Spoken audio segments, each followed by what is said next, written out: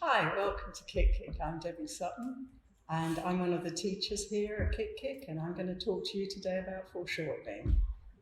What foreshortening is, I'm going to tell you how to do foreshortening, and then I'm going to tell you not to listen to anything I've said because, well, what you've got to really do is just look. Foreshortening is a tool that helps you unpick what you see in front of you, but it's not the be-all and end-all. What is foreshortening? Foreshortening is when something is coming towards you. There's two elements to it. One is perspective, where if you look down railway tracks, they seem to go together towards a distance, and that's perspective. The other thing that happens is, which is part of perspective, is that as things are nearer to you or further away, they appear larger and closer to you and smaller further away from you. And I realised I said larger with the hand near me, but you're the camera over there, so you're actually seeing this hand as larger and this hand as smaller. Depends where the viewpoint is. So foreshortening involves when you have a figure standing up, this is how you see the figure. As it moves towards you, the proportions change, and this figure becomes like a dot, like the circle of the base. The artist Andrea Mantegna created the painting Lamentation of Christ, in which three mourners appear beside the bier with Christ's body, feet towards the viewer. The foreshortening in this painting is remarkable. You're looking along the body at the same level as the figure itself. And as you see the feet, they appear large in the visual. If you look at the feet, which are at the very front of the picture plane, and you compare them to the hands, they're very different in terms of scale because of the foreshortening that's going on.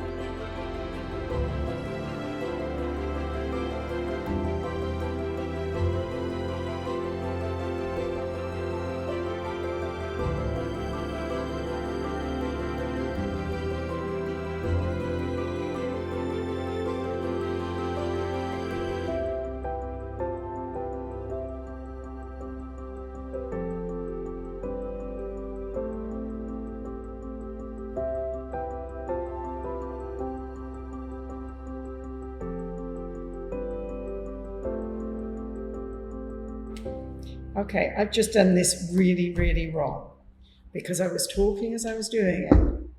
And what I've done is the classic not foreshortening it. So that head is way much bigger than it needs to be on this body because my brain is saying, I know what this figure looks like. The reality is, if I take this leg that I've just done as the fact, then the head is actually this size. And is it even there? I just put it where it was.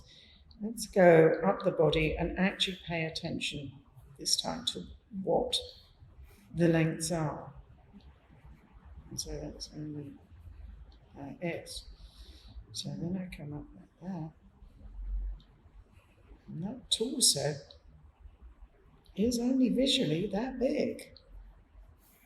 So whereas this torso over here is that size, this one is this size. The head is here. And it's this size. But my brain, because I wasn't looking and I wasn't concentrating, it led me astray. Okay, and now you can see. And you see what I did wrong there. And if you stop looking, that will happen to you. So if we look at these two figures, and I tip them at the same angle, because what I'm doing here is comparing how the reality of foreshortening versus a photograph. So if you're looking at this image and you just mechanically foreshorten, it won't work. So if I tip it up like this, the head becomes relatively small to the size of the feet. And here you have the head become relatively small across to the size of the feet. You see how, if I turn this, it's got a brim that's a thumb's width all the way around. And you can see that from this camera. If you took a photograph of this, like I had the photograph of the mannequin, as you tipped the photograph, the relationship stays the same. So when the hat is on foreshortened, you would still be seeing 3 inches of brim back here. But you're not, because they're on different planes. And that's why you must look. So how does foreshortening work? It takes the idea of the two hands being smaller.